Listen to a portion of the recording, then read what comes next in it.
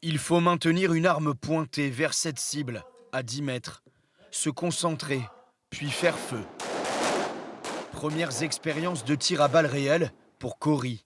Il faut les tirer là. En gros, là, je suis dans le cadre, pour faire simple. Là où ça peut être létal. Ce qui est le plus surprenant, en fait, c'est le recul que vous avez.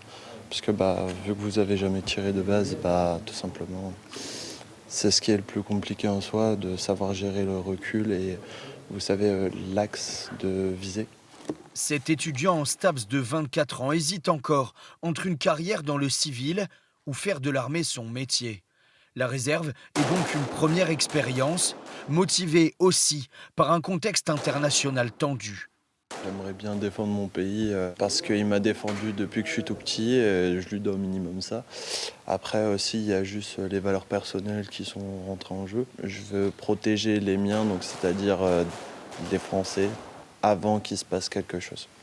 Je préfère annuler quelque chose qui peut exister que subir quelque chose qui existe. Ainsi, 26 personnes, en majorité des étudiants, suivent une formation de 15 jours. Au tir, à la tactique militaire, ils doivent être opérationnels, presque comme des militaires de carrière.